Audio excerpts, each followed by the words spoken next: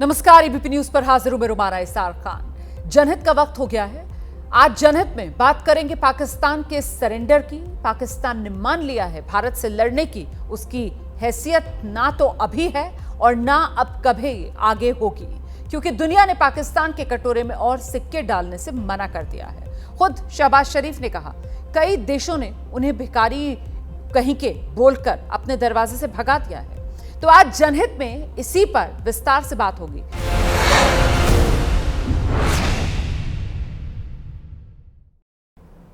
Orient bell tiles studio से आप देख रहे हैं एबीपी न्यूज। खबरों की शुरुआत पड़ोसी पाकिस्तान से, जिसके माथे पर इंटरनेशनल भिखारी का ठप्पा लग गया है। दुनिया के कुछ देशों ने पाकिस्तान को साफ कह दिया कि कुछ काम भी कर लिया करो, चले आते हो मांगने भिखारी कहीं के। दरअसल पाकिस्तान उर्फ आतंकिस्तान उर्फ भिकारिस्तान, उसके लिए अब भीख के दरवाजे भी दुनिया ने बंद करने शुरू कर दिए हैं। और ये मैं नहीं कह रही हूं, खुद पाकिस्तान के प्रधानमंत्री शहबाज शरीफ ने बताया कि पाकिस्तान के दोस्त मुल्कों ने उसके कटोरे में अब कुछ भी नहीं डालने का मन बना लिया है। किसी को भिखारी कहीं के बोलना वैसे तो बहुत खराब लगता है, लेकिन पाकिस्तान के सो कॉल्ड मित्र देशों ने शहबाज शरीफ और आसिम मुनीर को यही बोलकर तो जलील किया, भिखारी कहीं के। और इन देशों ने पाकिस्तान के लिए कंडीशंस लगा दी कि अब कटोरा फैलाने से कुछ नहीं मिलेगा, अब जो भी मिलेगा उसके बदले में कुछ देना पड़ेगा। पहले शहबाज शरीफ को सुने, जो उन्होंने 3 देशों से लौटकर पाकिस्तान को बताया, और सुनकर ही आप समझ जाएंगे कि तुर्की, ईरान वगैरह वो और आसिम मुनीर जब लौटे तो फिर क्या लेकर लौटे। They no more expect that we go there with a begging bowl. They no more expect that we go there with a begging bowl. They no more expect that we go there with a begging bowl. अब किसी ने कुछ नहीं कहा, शहबाज ने खुद ही बता दिया कि उनका और आसिम मुनीर का यह दौरा इस्लामिक देशों से सिर्फ सिंपैथी बटोरने के लिए नहीं, बल्कि उन्होंने वहां कटोरा भी फैलाया ताकि थोड़ी बहुत खैरात ही मिल जाए। और इन देशों ने उनसे क्या कहा, अब वो भी शहबाज की ज़बानी सुनिए। China is Saudi Arabia is one of the most reliable, trustworthy friend of Pakistan, and so are others. Turkey, Qatar, UAE.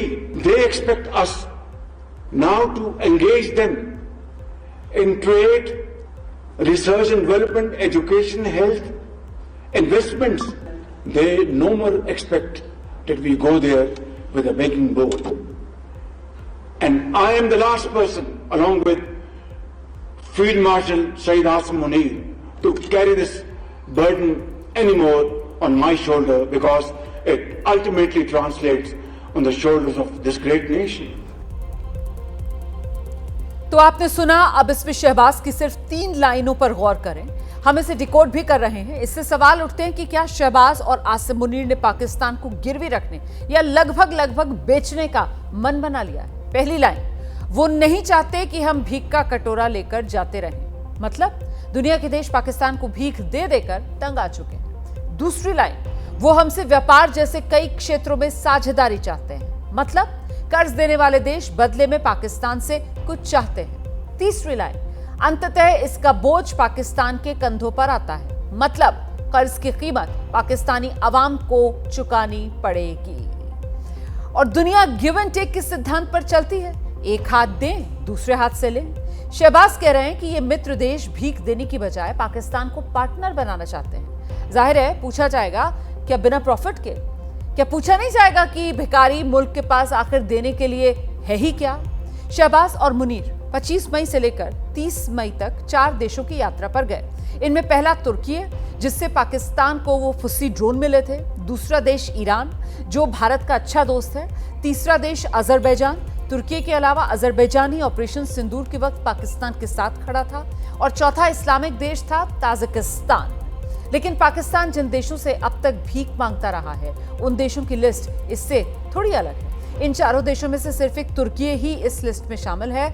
जो देश शहबाज शरीफ के कटोरे में कुछ डालने से अब हिचक रहे हैं, उनकी फहरिस्त जानिए आप। पहले नंबर पर है चीन, जिसका पहले ही बहुत उधार पाकिस्तान पर चढ़ा हुआ है। इसके बाद सऊदी अरब और यूएई हैं, जिन्हें खुद याद नहीं होगा कि पाकिस्तान कितनी बार उनके आगे हाथ फैला चुका है। इसके बाद तुर्की है, जिसके सस्ते ड्रोन्स को पाकिस्तान ढंग से उड़ा भी न सका, और फिर कतर है, जिसने पाकिस्तान एयरफोर्स को अपने यहां बुलाकर बाकायदा राफेल की प्रैक्टिस कराई थी, उन्हें टिप्स दिए थे। दिलचस्प यह है कि शहबाज शरीफ की इस लिस्ट में अमेरिका का नाम है ही नहीं, जिसे सीजफायर के बाद वो बार बार थैंक यू बोले जा रहे थे। शहबाज ने एक तरह से खुद मान लिया कि अमेरिका से डायरेक्ट कैश बेनिफिट तो अब मिलने से रहा। यहां से हम 2 सवालों को लेकर अब आगे बढ़ेंगे। पहला, पाकिस्तान को कोई क्यों पार्टनर बनाएगा? दूसरा, भिखारी पाकिस्तान के पास देने के लिए आखिर है ही क्या? तो इसके लिए पहले पाकिस्तान की कंडीशन समझनी होगी। ऑपरेशन सिंदूर के दौरान 9 से 10 मई की रात भारत की ब्रह्मोस मिसाइल्स ने पाकिस्तान के 13 सैन्य अड्डे तबाह किए। इस हमले में पाकिस्तान आर्मी का बजट हिला के रख दिया।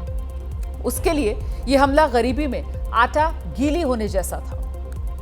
यहां से कुछ ही दूर सीमा पार पाकिस्तान का रहीम यार खान एयरबेस है।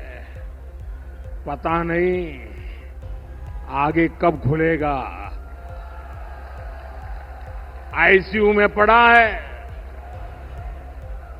भारत की सेना के अचूक प्रहार ने इस एयरबेस को तहस नहस कर दिया है। बहुत ज्यादा आंकड़ों में ना जाते हुए इतना जान लीजिए कि जितना पाकिस्तान का कुल बजट है, उससे कहीं ज्यादा तो भारत का सिर्फ रक्षा बजट ही है। 4 साल से पाकिस्तान में आटे और बिजली की मारामारी मची हुई है। अब तो पानी का भी त्राहिमाम है, क्योंकि भारत ने सिंधु सप्लाई रोक दिए है। मैं गिव एंड टेक की बात कर रही थी, तो कोई भी डेटा आप देख लेंगे, पाकिस्तान की 3 चीजें आपको मिलेंगी जिसे वो बड़े पैमाने पर एक्सपोर्ट करता है। बस इसी में वो पार्टनरशिप के लायक है। तो पहले नंबर पर तो आतंकवादी हैं। इमरान खान ने खुद माना था पाकिस्तान में 36 संगठनों के करीब 40,000 आतंकवादी हैं। नंबर 2 पर गधे। गधे पाकिस्तान का बिग एक्सपोर्ट मटेरियल है। देश में 59 लाख गधे हैं। बड़ा खरीदार पाकिस्तान के इन गधों का चीन है। और नंबर 3 पर भिखारी। पाकिस्तान में फौजियों से ज्यादा भिखारी हैं। करीब 2 करोड़ खाड़ी देशों तक ये भीख मांगने के लिए जाते हैं। तो पाकिस्तान की आतंक इंडस्ट्री 6 से 7 मई के बाद से भारत के रडार पर। उसके डंकी इकोनॉमी से सिर्फ चीन का वास्ता है, और अब बचते हैं पाकिस्तानी भिखारी, तो वो भी अब संकट में आ गए हैं। 22 अप्रैल को पहलगाम हमले के दिन प्रधानमंत्री मोदी सऊदी अरब में थे। उनकी यात्रा से 2 दिन पहले ही सऊदी अरब ने अपनी धरती को पाकिस्तानी भिखारियों से मुक्त किया। ये वो लोग हैं जो हज के लिए गए थे, लेकिन उसके बाद पाकिस्तान लौटकर भूखे मरने की बजाय इन्होंने वहीं सऊदी अरब में रहकर भीख मांगना बेहतर समझा, और उसमें इन्हें कमाई दिखी। पाकिस्तानी भिखारियों से परेशान देशों में सऊदी अरब अकेला नहीं है। बीते वर्षों में Malaysia, Iraq, Oman, Qatar, UAE ने बड़ी तादाद में पाकिस्तानी भिखारियों को प्लेन में लादकर वापस पाकिस्तान डिपोर्ट किया है। पाकिस्तान की नेशनल असेंबली में उसके रक्षा मंत्री ख्वाजा आसिफ ने पाकिस्तान की सच्चाई कबूली थी, और उनका कबूलनामा। उन्होंने कहा था पाकिस्तान में भिखारियों की संख्या इस वक्त 2 करोड़ पहुंच गई है। सऊदी ने 16 महीने में 5033 पाकिस्तानी भिखारियों को निकाला है। 2024 से अब तक 6 देशों से 5402 भिखारी डिपोर्ट किए गए। भिखारियों की बढ़ती संख्या दुनिया में देश की छवि बिगाड़ रही है। ख्वाजा आसिफ पाकिस्तान के उन भिखारियों पर तो बोल गए जो फटेहाल कपड़ों में हैं, देश के भीतर हैं, बाहर हैं, लेकिन पाकिस्तान के हाई क्लास भिखारियों पर ख्वाजा आसिफ ने कुछ नहीं बोला। सच्चाई यह है, पाकिस्तान में भिखारियों की भी 2 क्लास हैं, 2 कैटेगरी आप कह सकते हैं। एक तो वो है जो 2 करोड़ की तादाद में देश की सड़कों पर हैं, जिनके हाथ में कटोरा है। उनमें से कुछ खाड़ी देशों में भी चले जाते हैं भीख मांगने के लिए। लेकिन एक दूसरी कैटेगरी भी है ना भिखारियों की पाकिस्तान में, हाई क्लास कैटेगरी है, सूट बूट वाली भिखारियों की कैटेगरी है, जो विश्व स्तर पर जाकर भीख मांगती है। इसके लिए बाकायदा एक डेलीगेशन तैयार होता है, जो पाकिस्तान सरकार के प्लेन से जाकर अपना कटोरा फैला देता है। ये पाकिस्तान का अपर क्लास भिखारी तंत्र, जिसके लीडर खुद वहां के प्रधानमंत्री शहबाज शरीफ। और ये हम नहीं कह रहे हैं, खुद शहबाज ने पाकिस्तान लौटकर बताया कि दुनिया उन्हें भिखारी कहीं के बोल रही है। एक बार फिर से सुनिए। They no more expect that we go there with a begging bowl. They no more expect that we go there with a begging bowl. They no more expect that we go there with a begging bowl. अब व्यापार का सीधा सा सिद्धांत एक ही होता है और वो है प्रॉफिट, लाभ, मतलब फायदा। ताली भी दोनों हाथ से ही बजती है, रिश्ते भी वहीं टिकते हैं जहां दोनों तरफ से निभाए जाते हैं। अब बड़ा सवाल है कि पाकिस्तान के तथाकथित मित्र देश उसे भीख ना देकर उससे पार्टनरशिप चाहते हैं तो फिर बदले में पाकिस्तान से क्या चाहते हैं? ऐसा क्या है जो पाकिस्तान अपने तथाकथित मित्र देशों को दे सकता है? तो चलिए पाकिस्तान की अर्थव्यवस्था की उसकी भिखारी व्यवस्था से ही तुलना इस खबर को आगे बढ़ाते हुए करते हैं। पाकिस्तान की जो कुल अर्थव्यवस्था 30,90,000 करोड़ रुपए की, जबकि पाकिस्तान में अकेले भीख का कारोबार 3,32,000 करोड़ रुपए का है। यानी पाकिस्तान की 1/10 कमाई सिर्फ और सिर्फ भीख मांगने से हो रही है। ऑपरेशन सिंदूर के दौरान भारत के विरोध के बावजूद आईएमएफ ने पाकिस्तान को लगभग 12,000 करोड़ रुपए का एक बेल आउट पैकेज जारी किया। हालांकि बाद में शर्तें और बढ़ा दी गई, लेकिन पाकिस्तान की हालत से दुनिया वाकिफ है। पाकिस्तान मई 2025 तक आईएमएफ का 5वां सबसे बड़ा कर्जदार देश है। पाकिस्तान 1958 से अब तक 25 बार आईएमएफ से कर्ज ले चुका है। 67 साल में आईएमएफ पाकिस्तान को 2,41,000 करोड़ रुपए दे चुका है। पाकिस्तान पर इस वक्त आईएमएफ का 70,903 करोड़ रुपए बकाया है। हालत यह है कि पाकिस्तान कर्ज लेता है और उस कर्ज का ब्याज चुकाने के लिए उसे फिर से कर्ज लेना होता है। पाकिस्तान को दिया हुआ पैसा लौटने की गारंटी नहीं है, ये बात भी अब जग जाहिर है। कंगाली से जूझते पाकिस्तान का हाल देखिए। आटे और बिजली की किल्लत तो पुरानी बात हो गई है। पूरे देश में उथल पुथल के हालात हैं। बलूचिस्तान अलग होने को तैयार है, बलूच सड़कों पर हैं, पाकिस्तान आर्मी को निशाना बना रहे हैं। पूरी आवाम एक तरीके से आप कह सकते हैं सड़क पर उतर आई है। और यही हाल पीओके में हो रहा है, जहां आए दिन आवाम और पाकिस्तानी फौज में टकराव होते हैं। भारत ने जब से सिंधु नदी का पानी रोका है, जो सिंध और पंजाब का टकराव है वो भी खुलकर सामने आ गया। कराची में आगजनी हो रही है, लेकिन पाकिस्तानी हुकूमत से न तो आतंकवादी पालने का शौक छूट रहा है और न ही मुल्क के हालात सुधारने की ही काबिल है पाकिस्तान की सरकार। 2016 में प्रधानमंत्री मोदी ने पाकिस्तान को एक नसीहत दी थी कि अगर भारत से होड़ करनी ही है तो तरक्की को लेकर कर लो। पाकिस्तान की अवाम, मैं आपको कहना चाहता हूं, हिंदुस्तान आपसे लड़ाई लड़ने को तैयार है। आओ आओ, हिम्मत हो, आइए हम गरीबी को खत्म करने का काम करें। आप अपने देश में गरीबी को खत्म करने का काम करें, हम दोनों लड़ाई लड़े। देखते हैं सबसे पहले अपने देश की गरीबी कौन खत्म करता है। आओ, पाकिस्तान की आवाम इसको पसंद करेगी। और बिल्कुल यही बात प्रधानमंत्री मोदी ने ऑपरेशन सिंदूर के बाद एक बार फिर से कही। प्रधानमंत्री ने तो सीधे कहा कि पाकिस्तान की हुकूमत ऐसे सीधे रास्ते पर नहीं आने वाली है। उसके लिए पाकिस्तान अवाम को ही आगे आना होगा। पाकिस्तान को आतंक की बीमारी से मुक्त करने के लिए पाकिस्तान के अवाम को आगे आना होगा, पाकिस्तान के नौजवानों को आगे आना होगा। सुख चैन की जिंदगी जियो।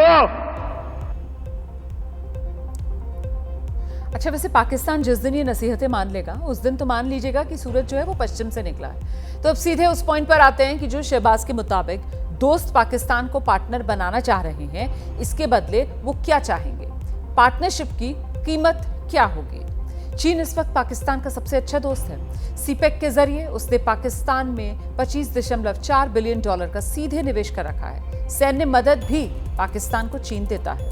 तुर्की ने पाकिस्तान से व्यापार $5 बिलियन तक बढ़ाने का इरादा रखा है। निजी क्षेत्र और व्यापार में निवेश तुर्की कर रहा है। ड्रोन समेत कई तरह की सैन्य मदद भी तुर्की देता है। सऊदी अरब ने $5 बिलियन के निवेश की घोषणा की। 2023 में उसने $3 बिलियन दिए, साथ में तेल के $1.2 बिलियन चुकाने में मोहलत भी दी। यूएई ने 2025 में पाकिस्तान के लिए $2 बिलियन के कर्ज को बढ़ा दिया। इसके साथ रेलवे, व्यापार, अन्य क्षेत्रों में उसके $3 बिलियन से अधिक के समझौते हैं पाकिस्तान के साथ। वहीं कतर ने पाकिस्तान में $3 बिलियन लगाने की बात कही। पाकिस्तान के नए हवाई अड्डों, न्यू एनर्जी, ऊर्जा क्षेत्र, पर्यटन में भी उसने निवेश का वादा किया हुआ है। तो शहबाज ने साफ कर दिया कि पाकिस्तान का आर्थिक बोझ अब उन्हें और आसिम मुनीर को ही नहीं बल्कि पूरे पाकिस्तान पाकिस्तान की जनता सबको उठाना होगा, सबके कंधों पर यह बोझ आने वाला है और यहीं से अंदेशा पैदा हो रहा है कि इस पार्टनरशिप के बदले कहीं शहबाज और मुनीर ने पाकिस्तान को गिरवी रख देने का, लगभग यूं कहें बेच देने का ही कोई रोड मैप तो नहीं बना लिया है। क्योंकि इसका एक उदाहरण पाकिस्तान में चीन का सीपेक है। पीओके से लेकर गिलगिट बाल्टिस्तान और बलूचिस्तान तक की जमीन पर पाकिस्तान होकर भी मौजूद नहीं है। इस इलाके में सिर्फ चीन की चलती है। चीन इलाके की आवाम लंबे अरसे से, यहाँ की जो आवाम है वो चीन का विरोध कर रही है। उसे खदेड़ने के लिए चीन के इंजीनियर्स पर भी हमले हो जाते हैं और इसीलिए चीन एक अरसे से यहाँ अपनी आर्मी की एंट्री की मांग कर रहा है। और क्या गारंटी कि इस वक्त पाकिस्तान में जो चीन कर रहा है वही तुर्की और कतर जैसे दूसरे देश नहीं करेंगे। अब आगे चीन को बहुत कम शब्दों में अगर किसी को समझना हो तो उसके लिए बस 2 शब्द काफी हैं और वो 2 शब्द हैं सुखी लाला। 1957 में आई मदर इंडिया फिल्म आपको याद होगी और उसी फिल्म का किरदार जो कन्हैया लाल ने निभाया था, सुखी लाला का, वो सूदखोर साहूकार जो पहले मजबूर करता था, ऐसे हालात पैदा करता था कि दूसरे को उससे कर्ज लेना पड़े। उसका सूद भी ऐसा था जो खत्म होने की बजाय लगातार बढ़ता जाता था और फिर एक दिन सुखी लाला अपने लेनदार के खेत और जमीन सब हड़प कर जाता था। चीन अपने विस्तारवाद के लिए दुनिया में कुख्यात है, इसीलिए वैश्विक राजनीति का सुखी लाला बन गया है। पहले सस्ता कर्ज देता है, फिर ब्याज पर ब्याज बढ़ाता जाता है। जब लेनदार देश चुका नहीं पाता तो ऐसे छोटे छोटे देशों में जमीन के बड़े बड़े पट्टे अपने नाम लिखवा लेता है। ऑस्ट्रेलियाई थिंक टैंक लोवी इंस्टीट्यूट की रिपोर्ट है कि चीन का विकासशील देशों पर 94 लाख करोड़ रुपए बकाया है। 2025 में इन्हीं विकासशील देशों से चीन को 3 लाख करोड़ रुपए वसूलने हैं। इनमें से 1.9 लाख करोड़ रुपए चीन दुनिया के 75 सबसे गरीब देशों से वसूलेगा। अब ऐसे में चीन बड़े सुनियोजित तरीके से भारत को घेरने में लगा हुआ है। पाकिस्तान, बांग्लादेश, श्रीलंका, हमारे 3 पड़ोसियों को अपने कर्ज में डुबोने के पीछे यही है चीन की रणनीति। पाकिस्तान पर चीन का कर्ज इस वक्त सबसे ज्यादा है। पाकिस्तान 2,27,000 करोड़ रुपए चाइनीज उधार में फंसा हुआ है। इसी तरह श्रीलंका पर चीन का कर्ज इस वक्त 76,000 करोड़ रुपए। भारत का तीसरा पड़ोसी बांग्लादेश भी चीन से 52,000 करोड़ रुपए उधार लेकर बैठा हुआ है। ये 2022 तक का आंकड़ा ही है और इस वक्त तो चीन की उधारी इन देशों पर और ज्यादा बढ़ गई होगी। आंकड़े बता रहे हैं कि पड़ोस के सुखी लाला ने सबसे बड़ा दाना पाकिस्तान के सामने फेंका, पाकिस्तान को गले गले तक कर्ज में डुबो दिया। अब कोई भरोसा नहीं कि चीन कहीं पाकिस्तान का हरा झंडा हटाकर अपने वाला लाल झंडा ही ना फहरा दे। आगे बढ़ते हैं। आतंक की फैक्ट्रियां चलाने वाले पाकिस्तान का हाल तो आपने देख लिया। अब वक्त ऑपरेशन सिंदूर के बाद देश के सियासी हालचाल की खबर से जुड़ा। इस सियासत का एक नया सेंटर पश्चिम बंगाल बनकर उभर रहा है, जहां अगले साल मतलब 2024 में विधानसभा चुनाव होने वाले हैं। वैसे बंगाल से पहले उसके पड़ोसी राज्य बिहार में इसी साल के अंत में विधानसभा चुनाव होंगे। करीब 10 महीने पहले ही पश्चिम बंगाल की सियासत ने करवट ली।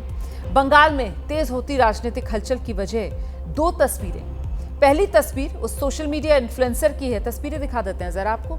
सोशल मीडिया इन्फ्लुएंसर की जो अपने आपत्तिजनक बयान की वजह से गिरफ्तार होने के बाद कोलकाता की जेल में बंद है अभी। शर्मिष्ठा पनोली नाम की इस लड़की की गिरफ्तारी पर क्यों सवाल उठ रहे हैं, इस पर आगे बात होगी। उससे पहले बात आज बंगाल से आई दूसरी तस्वीर की। ऑपरेशन सिंदूर के बाद पश्चिम बंगाल में बीजेपी एक्टिव हो गई है।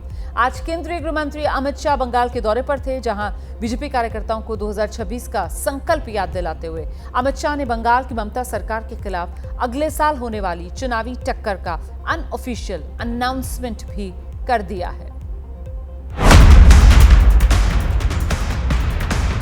सीधी हिम्मत हो तो हिंसा के बगैर, रेगिंग के बगैर चुनाव कराकर देखो। आपकी खुद की जमानत ये बंगाल की जनता जब्त कर लेगी। भारत माता की! पूरा देश चाहता है कि यहां देशभक्तों की सरकार बने, तुष्टीकरण वालों की सरकार न बने। बंगाल में भाजपा सरकार बनानी है या नहीं बनानी है? घुसपैठ रोकनी है या नहीं रोकनी है? जय जय श्री राम। पहले उन 29 मई को अलीपुरद्वार में प्रधानमंत्री नरेंद्र मोदी की रैली और 3 दिन बाद आज कोलकाता में केंद्रीय गृह मंत्री अमित शाह का विजय संकल्प सम्मेलन। ऑपरेशन सिंदूर की सफलता के बाद हफ्ते भर में बीजेपी के 2 सबसे बड़े चेहरों के इन दौरों ने 2026 में होने वाले विधानसभा चुनाव से कई महीने पहले ही पश्चिम बंगाल का पॉलिटिकल पारा बढ़ा दिया है। कोलकाता में गृह मंत्री अमित शाह ने बंगाल में मारे गए बीजेपी कार्यकर्ताओं की याद दिलाते हुए कहा कि दीदी का टाइम ओवर हो गया, क्योंकि 2026 में पश्चिम बंगाल की पॉलिटिकल पिक्चर बदलने वाली है। ये बंगाल है जिसमें चुनाव के वक्त और दीदी को विजय मिलने के बाद सैकड़ों भारतीय जनता पार्टी के कार्यकर्ताओं को मौत के घाट उतार दिया जाए। दीदी कब तक बचाओगी उनको? मेरी बात सुन लो, आपका समय अब समाप्त हो गया है। 26 में भारतीय जनता पार्टी की सरकार बनने वाली है। अमित शाह ने ममता बनर्जी सरकार पर पश्चिम बंगाल में अल्पसंख्यक तुष्टीकरण को बढ़ावा देने का आरोप लगाते हुए कहा कि दीदी ने सोनार बंगाल का सपना बर्बाद कर दिया। केंद्रीय गृह मंत्री ने कहा कि राज्य में ममता बनर्जी के आशीर्वाद से बांग्लादेशी घुसपैठ बढ़ते जा रहे हैं। मुर्शिदाबाद, बंगाल समेत कई हिस्सों में हुए दंगे राज्य सरकार प्रायोजित थे और अगर बंगाल में हिंसा के बिना चुनाव हो तो टीएमसी की जमानत जब्त हो जाएगी। ऑपरेशन सिंदूर के बाद पीएम मोदी के बंगाल दौरे पर ममता बनर्जी के बयानों पर सवाल उठाते हुए गृह मंत्री अमित शाह ने कहा कि ममता बनर्जी ने ऑपरेशन सिंदूर का विरोध किया। मोदी जी ऑपरेशन सिंदूर कर यहाँ आए तो एक घटिया सा राजनीतिक बयान देकर ऑपरेशन सिंदूर का विरोध किया। आने वाले चुनाव में ऑपरेशन सिंदूर पर सवाल उठाने वाली ममता जी को सिंदूर की कीमत बंगाल की माताएं बहनें जरा समझा दे, सिंदूर का अपमान करने का क्या मतलब है। दरअसल 29 मई को अलीपुरद्वार में हुई रैली के दौरान प्रधानमंत्री नरेंद्र मोदी ने ममता सरकार पर हमला बोलते हुए एक नारा दिया था, बंगाल में मची चीख पुकार, नहीं चाहिए निर्मम सरकार। जिसके बाद ममता बनर्जी ने पीएम मोदी और बीजेपी को बंगाल में तुरंत चुनाव कराने की चुनौती दे दी थी। वहीं बंगाल में प्रधानमंत्री के बाद गृह मंत्री के सियासी हमलों से ज्यादा तृणमूल कांग्रेस बीजेपी के आरोपों की टाइमिंग को लेकर भड़की है। When our National General Secretary is abroad on MPs delegations, speaking strongly for the government of India, defending the government of India, speaking against Pakistan-based terrorism, at this time, the Home Minister, none other than the Home Minister, comes to Bengal and acts like a BJP karyakarta. पश्चिम बंगाल में विधानसभा चुनाव में अभी करीब 10 महीने का लंबा वक्त बाकी है। उसके पहले बिहार में इसी साल विधानसभा चुनाव होने हैं, लेकिन बिहार से पहले बंगाल में बीजेपी की सक्रियता ने ममता बनर्जी और टीएमसी की बेचैनी बढ़ा दी है।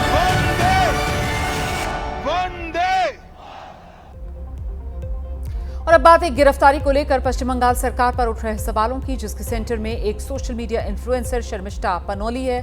पश्चिम बंगाल पुलिस ने शर्मिष्ठा को सोशल मीडिया पर आपत्तिजनक बयान के लिए गुड़गांव से गिरफ्तार किया, लेकिन अब शर्मिष्ठा की गिरफ्तारी का विरोध और कोलकाता पुलिस और बंगाल सरकार की कार्रवाई पर सवाल खड़े किए जा रहे हैं।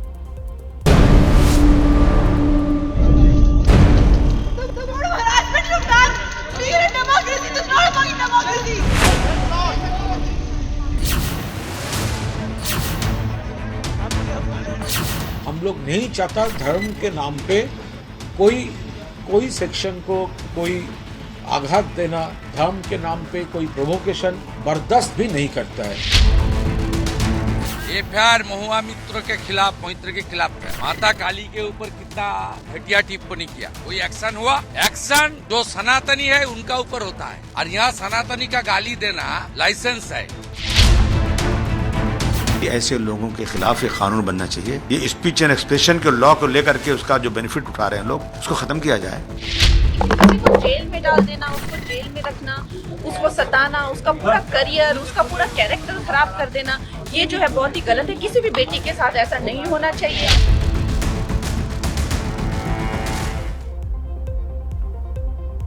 दरअसल सोशल मीडिया प्लेटफॉर्म इन दिनों सूचनाओं और जानकारियों से ज्यादा बेतुके कंटेंट और इस्तेमाल हो रही आपत्तिजनक और विवादित बातों के चलते सुर्खियों में है।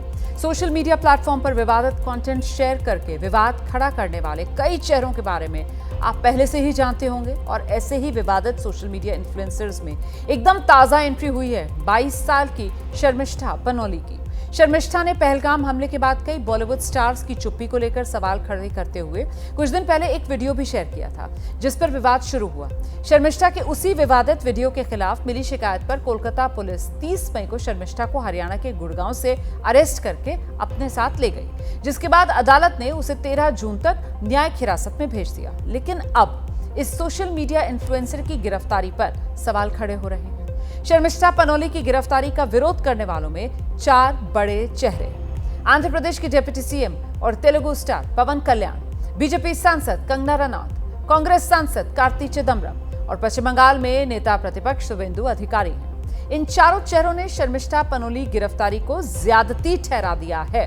कोलकाता पुलिस की कार्रवाई को लॉ एंड ऑर्डर के नाम पर कानून का बेजा इस्तेमाल बताया जा रहा है। कंगना रनौत ने ममता सरकार से शर्मिष्ठा को फौरन रिहा करने की मांग करते हुए कहा कि वो पश्चिम बंगाल में नॉर्थ कोरिया जैसे हालात ना बनाएं, जबकि शुवेंदु अधिकारी ने कोलकाता पुलिस के एक्शन पर सवाल उठाते हुए कहा कि देवी काली पर विवादित टिप्पणी के लिए टीएमसी सांसद महुआ मोइत्रा पर एफआईआर दर्ज हुई क्या, लेकिन ममता बनर्जी ने यहां अरेस्ट करवा दिया एक लड़की को, सोशल मीडिया इन्फ्लुएंसर को। मुझे लगता है कि इस तरह से लॉ एंड ऑर्डर के नाम पर जो है किसी को भी इस तरह से हैरेस करना इज नॉट गुड, क्योंकि जब किसी ने माफी मांग ली है और वो पोस्ट डिलीट कर दिया है, किसी को जेल में डाल देना, उसको जेल में रखना, उसको सताना, उसका पूरा करियर, उसका पूरा कैरेक्टर खराब कर देना, ये जो है बहुत ही गलत है। किसी भी बेटी के साथ ऐसा नहीं होना चाहिए और मैं ये मांग करती हूँ बंगाल की गवर्नमेंट से कि इसको नॉर्थ कोरिया मत बनाइए। एफआईआर महुआ मित्र के खिलाफ था। माता काली के ऊपर कितना घटिया टिप्पणी किया, कोई एक्शन हुआ? उनके एमपी सायनी घोष महादेव को लेकर क्या पोस्ट किया, कोई एक्शन हुआ? फिराद हाकिम के खिलाफ इतना एफआईआर हुआ, कोई एक्शन हुआ? एक्शन जो सनातनी है उनका ऊपर होता है। हालांकि टीएमसी ने social media influencer Sharmistha Panoli की गिरफ्तारी का समर्थन किया, लेकिन शर्मिष्ठा पर हुई कार्रवाई पर सवाल कांग्रेस सांसद कार्ति चिदम्बरम ने भी उठाए। अपने एक्स हैंडल पर कार्ति चिदम्बरम ने लिखा, सोशल मीडिया पोस्ट के लिए ये अंतर्राज्यीय गिरफ्तारियां पुलिस शक्तियों का स्पष्ट दुरुपयोग है। जबकि पवन कल्याण ने शर्मिष्ठा का समर्थन करते हुए लिखा है कि जब टीएमसी के चुने हुए नेता सांसद सनातन धर्म का मजाक उड़ाते हैं तो लाखों लोगों को जो गहरा तीखा दर्द होता है उसका क्या। अपने वीडियो से विवाद खड़ा करने वाली शर्मिष्ठा का समर्थन कर रहे लोगों का तर्क है कि जब विरोध होने पर शर्मिष्ठा ने अपना विवादित वीडियो डिलीट कर दिया और अपनी हरकत के लिए उसने माफी भी मांग ली, तो फिर उसको गिरफ्तार करके जेल भेजने जैसे सख्त कार्रवाई की क्या जरूरत थी। जनहित में अब आगे बढ़ेंगे, अगली खबर का रुख करेंगे और ये अगली खबर अब बिहार से है, जहां लालू प्रसाद यादव के बड़े लाल की मोहब्बतें हर जुबान पर हैं। मोहब्बतें इसलिए क्योंकि पत्नी ऐश्वर्या से तलाक की कानूनी जंग के बीच तेज प्रताप की एक नहीं बल्कि 2 प्रेमिकाओं के नाम अब सामने आ रहे हैं। इसकी सजा के तौर पर उन्हें पार्टी और परिवार दोनों से बेदखल किया जा चुका है, जिस पर अब पूरे 1 सप्ताह बाद तेज प्रताप ने अपना मौन तोड़ा है, माता पिता और छोटे भाई से वफादारी का इजहार किया है और साथ ही पार्टी के भीतर किसी गद्दार की मौजूदगी का इशारा किया। अब सवाल यह कि तेज प्रताप ने तोड़ा मौन, लेकिन आरजेडी में गद्दार कौन, इसे समझने की कोशिश करेंगे। पर उससे पहले सोशल मीडिया प्लेटफॉर्म एक्स पर तेज प्रताप के दोनों दर्द बयां का एक्सरे जरा कर लेते हैं। आज सुबह 5:27 पर तेज प्रताप यादव ने लिखा, मेरे प्यारे मम्मी पापा, मेरी सारी दुनिया बस आप दोनों में ही समाई है। भगवान से बढ़कर है आप और आपका दिया कोई भी आदेश। आप हैं तो सब कुछ है मेरे पास, मुझे सिर्फ आपका विश्वास और प्यार चाहिए, ना कि कुछ और। पापा आप नहीं होते तो ना ये पार्टी होती और ना मेरे साथ राजनीति करने वाले कुछ जयचंद जैसे लालची लोग। बस मम्मी पापा आप दोनों स्वस्थ और खुश रहें हमेशा। पोस्ट बेहद भावुक करने वाला है, लेकिन इसमें उन्होंने अपने साथ राजनीति करने और ऐसा करने वालों को पार्टी में ही मौजूद जयचंद बता दिया। अच्छा, बड़ी बात यह है कि इस पोस्ट को अब तक 13 लाख से ज्यादा लोग देख चुके हैं। सवाल ये है कि तेज प्रताप यादव के लिए ये जयचंद कौन है। इस सवाल की तह तक जाएंगे। अभी आप इतिहास की किताबों में कैद इस किरदार के बारे में जानिए, जिसे भारतीय समाज में गद्दार के पर्याय के रूप में पेश किया जाता है।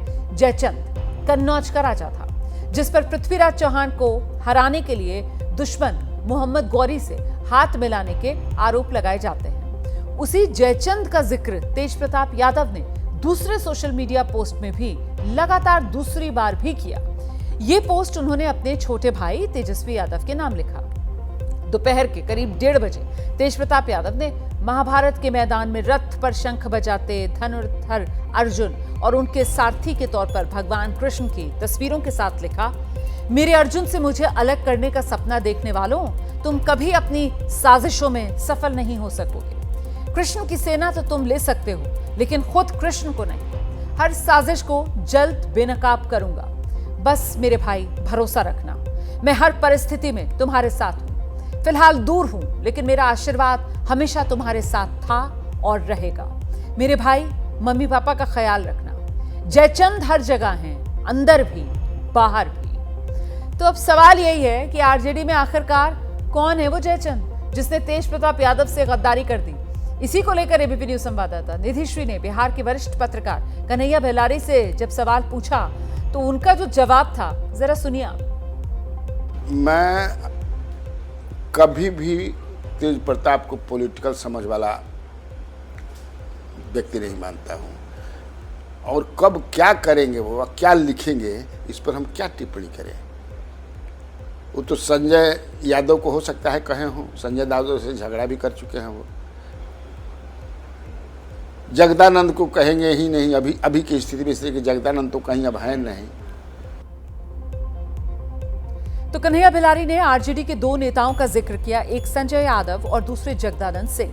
हरियाणा के रहने वाले संजय यादव आरजेडी से राज्यसभा सांसद हैं। वो तेजस्वी यादव के बेहद करीबी और सबसे बड़े सलाहकार माने जाते हैं। तेज प्रताप पहले भी संजय यादव पर उनके और तेजस्वी के बीच में दरारें डालने के आरोप लगा चुके हैं, मतलब ये आरोप नए नहीं हैं। जबकि जगदानंद सिंह को लेकर आरजेडी के जो प्रदेश अध्यक्ष हैं, उनसे भी तेज प्रताप की तकरार वो खुलकर सामने आ चुकी है। उन्होंने जगदानंद सिंह पर मनमानी का आरोप भी लगाया था, क्योंकि जगदानंद सिंह ने तेज प्रताप यादव के करीबी आकाश यादव को छात्र राजद के प्रदेश अध्यक्ष पद से हटा दिया था।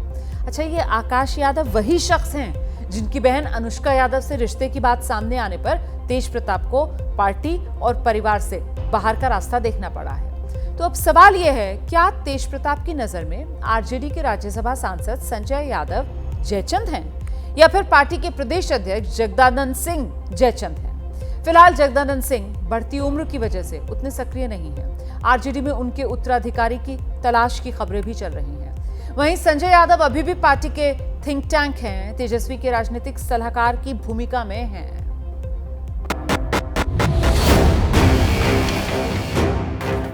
और संगठन में जैसे जगदानंद सिंह हो गए, सुनील सिंह हो गए, संजय हो गए, ये सब पार्टी को पूरे तरीके से हरवाने का काम किए हैं और पार्टी को बर्बाद करने का काम। थाली में खाते हैं, उसी को बुरा भलाई लोग बोलने का काम करते हैं।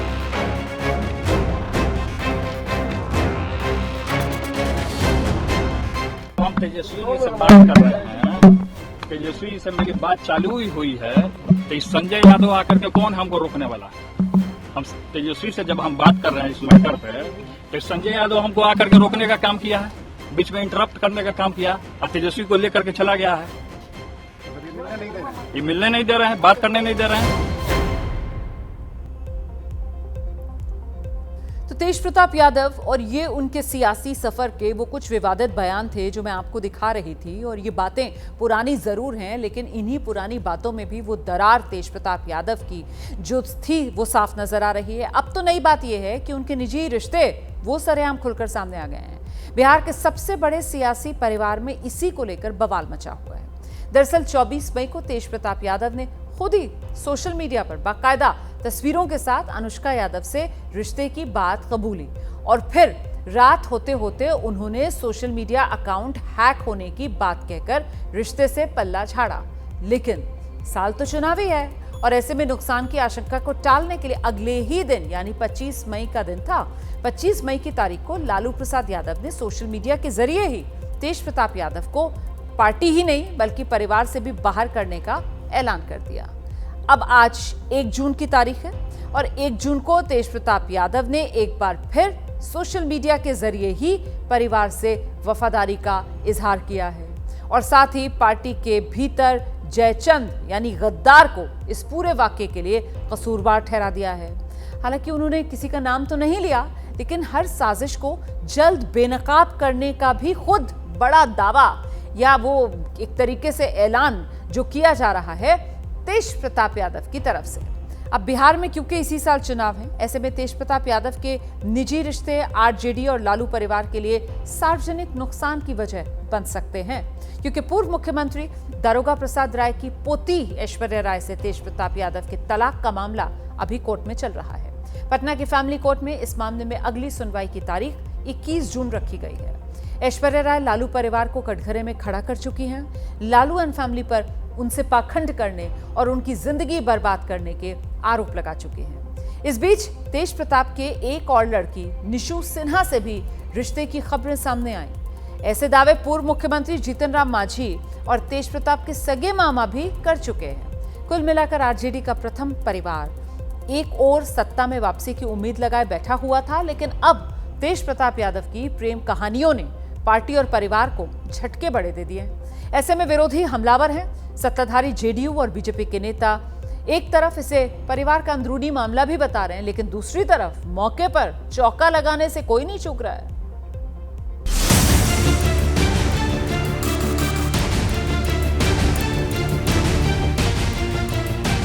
उत्तराधिकार को लेकर के इन दोनों के बीच का जो द्वंद्व है वो बहुत पहले से चला आ रहा है। परिवार 2 खेमे में बटा हुआ है। तेज प्रताप बहुत आसानी से मानने नहीं जा रहे हैं। ऐश्वर्या की जो वेदना है और जो यात्राएं उन्होंने सही है, उसके लिए जवाब दे तो तेज प्रताप और लालू परिवार दोनों ही हैं।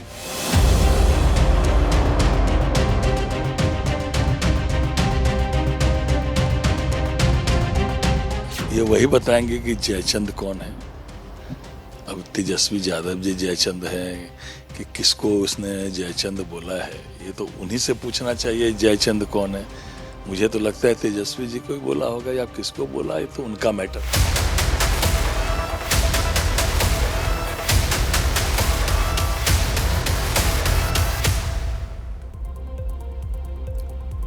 तो फिलहाल ये तेज प्रताप यादव की प्रेम कहानियां हैं। अब ये कितनी सच हैं, कितना इसमें अफसाना है, इसको लेकर तो कोई मोहर लगा नहीं सकता फिलहाल, लेकिन इतना ज़रूर है क्योंकि बिहार में ये चुनावी साल है और ऐसे में आप जानते हैं कि राजनीति जो है वो कहीं ना कहीं politics is a game of perception ये कहा जाता है।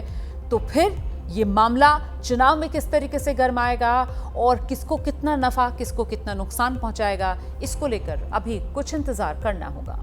आगे बढ़ेंगे। अगली खबर भी बिहार की राजनीति से ही जुड़ी है, जिसके केंद्र में केंद्रीय मंत्री चिराग पासवान हैं, जो अब देश से प्रदेश की राजनीति में उतर सकते हैं। ये खबर मिल रही है कि चिराग पासवान जो हैं वो इस साल के अंत में जो बिहार में विधानसभा चुनाव होने हैं वो चुनाव लड़ सकते हैं, और वो भी किसी सामान्य सीट से।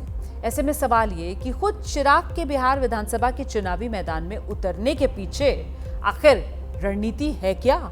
आइए जरा इसी को समझते हैं। अगर बिहार विधानसभा चुनाव में खुद चिराग पासवान उतरेंगे तो किसकी उम्मीदों का लौ जलेगा और किसका दिया बुझेगा, अभी से ये कहना मुश्किल है। लेकिन चिराग की पार्टी लोक जनशक्ति पार्टी रामविलास के लिए जो कहना आसान है, उसे कहने से सांसद और रिश्ते में चिराग के बहनोई अरुण भारती ने जरा सा भी परहेज नहीं किया है। हम लोग सर्वे करा रहे हैं, उस सर्वे से जो रिजल्ट निकल के आएगा हम लोग एक एक कदम चलेंगे, और अगर सब कुछ सही रहा तो मुझे लगता है कि आने वाले समय में चिराग पासवान जी इन सारी बातों को गंभीरता से विचार करके बिहार में आकर चुनाव लड़ने के बारे में सोचेंगे, एक बड़ी भूमिका के बारे में सोचेंगे। और जब ये सोचेंगे तो साथ में वो यह भी सोचेंगे, क्योंकि बिहार में स्वीकार्यता किसी एक वर्ग में नहीं है, एक तबके में, एक समाज में नहीं है, हर समाज में है, हर वर्ग में है, हर तबके में है। कहा तो ये भी जा रहा है कि पार्टी के अंदरूनी सर्वे के एक तरफा रुझान चिराग के विधानसभा चुनाव लड़ने के पक्ष में है। अब सवाल ये कि अगर वो चुनाव लड़ेंगे तो सीट कौन सी चुनेंगे? सूत्रों के मुताबिक चिराग पटना, दानापुर और हाजीपुर में किसी एक सीट से चुनाव लड़ सकते हैं। बड़ी बात ये कि अनुसूचित जाति से आने वाले चिराग किसी सामान्य सीट से विधानसभा की चुनावी ताल ठोक सकते हैं। इसे लेकर अरुण भारती ने लिखा है, जब नेता पूरे बिहार का है तो सीट का दायरा क्यों सीमित हो। कार्यकर्ताओं की ये भी भावना है कि इस बार चिराग पासवान बिहार विधानसभा चुनाव में किसी आरक्षित सीट से नहीं बल्कि एक सामान्य सीट से चुनाव लड़े। चिराग पासवान अब सिर्फ एक समुदाय की नहीं पूरे बिहार की उम्मीद है। 3 बार के लोकसभा सांसद चिराग खुद भी एबीपी न्यूज पर विधानसभा चुनाव लड़ने की चाहत का इजहार कर चुके हैं। अगर हम चाहेंगे तो हम जरूर चुनाव लड़ेंगे। पार्टी इस वक्त मंथन कर रही है, सर्वे कर रही है कि क्या मेरे चुनाव लड़ने से मेरी पार्टी, मेरे प्रत्याशियों को ज्यादा लाभ होगा, गठबंधन को ज्यादा लाभ होगा। फिलहाल चाचा पशुपति पारस को राजनीति के नेपथ्य में पहुंचा चुके चिराग खुद केंद्र में कैबिनेट दर्जे के खाद्य प्रसंस्करण उद्योग मंत्रालय के मंत्री के रूप में मंचासीन है। 2024 के लोकसभा चुनाव में उनकी पार्टी का स्ट्राइक रेट 100% था। एनडीए में 5 सीटें मिली और 5 पर चिराग की पार्टी ने जीत हासिल की। अब वो इसे विधानसभा में भी दोहराना चाहते हैं। हालांकि पिछले 2 विधानसभा चुनाव में उनका प्रदर्शन फिसड्डी ही रहा था। 2020 में एनडीए से अलग उनकी पार्टी ने 135 सीटों पर उम्मीदवार उतारे, लेकिन जीत सिर्फ 1 पर मिली और वोट करीब 6% मिले। तो 2015 में एनडीए के साथ 42 सीटों पर लड़कर सिर्फ 2 जीत सके और वोट मिले करीब 5%। चिराग ने पिछले विधानसभा चुनाव में अकेले लड़कर जेडीयू को बड़ा नुकसान पहुंचाया था। ऐसे में अब की बार उनके चुनावी रण में उतरने से नफा नुकसान का हिसाब देखना बेहद दिलचस्प होगा। अभी तो चिराग के विधानसभा चुनाव लड़ने भर की खबर से बिहार की सियासी गर्मी प्रचंड हो गई है। अभी जैसे जैसे चुनाव सामने आएंगे, अभी और सिर फुटबॉल होगा, बवंडर होगा एनडीए में। सबको पता है एनडीए की नाव डूबेगी। यह तो केंद्रीय नेतृत्व और जो 5 घटक दल के राष्ट्रीय अध्यक्ष उन्हीं लोग को फैसला करना है, लेकिन कोई भी दल अपना निर्णय करने के लिए तो स्वतंत्र रहते ही नहीं। चिराग पासवान जी आदरणीय मुख्यमंत्री नीतीश कुमार जी से मिलने गए थे। उन्होंने स्वयं बाहर निकलकर मीडिया से रूबरू हुआ था और उन्होंने कहा था कि बिहार में मुख्यमंत्री का कोई वैकेंसी नहीं है। आना चाहते हैं तो भी स्वागत है, वहाँ रह करके भी आप यहाँ रह सकते हैं। तो उनकी बात को मैं समझता हूँ कि चुनाव लड़ना न लड़ना पार्टी का मामला है, उनका व्यक्तिगत मामला है, यहाँ लड़ें। बीते 5 बरस में बिहार की सियासी हवा काफी बदल चुकी है। जो चिराग 2020 में नीतीश के खिलाफ थे, 2025 में उनके साथ हैं। पिछले ही महीने चिराग ने नीतीश से मुलाकात भी की थी, उनके नेतृत्व पर मुहर लगाई थी। अब सवाल ये कि क्या बिहार विधानसभा चुनाव में चिराग पासवान एनडीए की ओर से आरजेडी के युवा चेहरे तेजस्वी यादव की काट साबित होंगे, या फिर बदले सियासी मौसम में चिराग अपने लिए नई संभावना तलाशेंगे? अभी सिर्फ अटकलें ही लगा सकते हैं। चिराग पासवान को लेकर उनकी पार्टी ने भले ही अपने इरादे साफ कर दिए हो, लेकिन रास्ते आसान नजर नहीं आ रहे। सीट शेयरिंग की बात हो, नेतृत्व की बात हो या समन्वय की बात हो, परीक्षा अभी बाकी है। क्या ये वाकई चिराग पासवान की लड़ाई है बिहार विधानसभा चुनाव में उतरने की, या फिर सिर्फ और सिर्फ प्रेशर पॉलिटिक्स की बात है? मामला जो भी हो, बिहार विधानसभा चुनाव में चिराग पासवान की कहानी एक बड़ा अध्याय बन सकती है। बड़ी खबर मैं आपको बता देती हूँ, तेज आंधी और बिगड़े मौसम में एक बार फिर आसमान में हवाई यात्रियों को डराया है। रायपुर से दिल्ली आ रही इंडिगो की ये फ्लाइट, और इस फ्लाइट को आज दिल्ली में तेज आंधी की वजह से परेशानी का सामना करना पड़ा। दिल्ली में तेज आंधी चल रही थी, उसी वक्त इंडिगो की ये फ्लाइट 6E6313 को दिल्ली एयरपोर्ट पर लैंड करना था, लेकिन ऐन वक्त पर लैंडिंग टालनी पड़ी। पायलट ने विमान को वापस ऊपर की ओर चढ़ा लिया। दिल्ली के आसमान में काफी देर चक्कर लगाने के बाद इस विमान की लैंडिंग मुमकिन हो पाई, और तब हुई जब आसमान साफ हो गया था। बताया जा रहा है कि दिल्ली में उस वक्त 80 किलोमीटर प्रति घंटे की रफ्तार से तेज हवाएं चल रही थी जब ये विमान लैंड करने जा रहा था। तस्वीरें भी मैं आपको दिखा रही हूँ कि जब विमान ने अचानक ऊपर की ओर उड़ान भरी, पायलट ने तेज आंधी, बारिश और टर्बुलेंस जैसे हालात की सूचना दी तो यात्री सहम गए थे। तो विमान के भीतर से ली गई ये तस्वीरें आपके सामने हैं, और विमान की खिड़की से बाहर का नजारा आप देख रहे हैं। ये देखिए, अभी अंदर की तस्वीरें आपके सामने हैं। डरे सहमे यात्री, और विमान देखिए कैसे हिचकोले खा रहा है। एयर टर्बुलेंस में ये विमान फंस गया था, मौसम खराब और वो खिड़की के बाहर सिर्फ और सिर्फ बादल ही नजर आ रहे हैं और कुछ नजर नहीं आ रहा है। विजिबिलिटी एक तरीके से बिल्कुल ना के बराबर।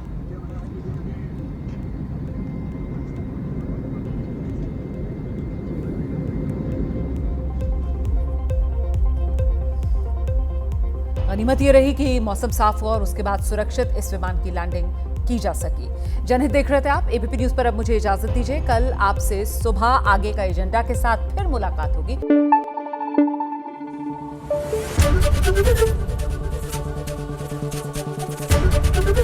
एबीपी न्यूज आपको रखे आगे।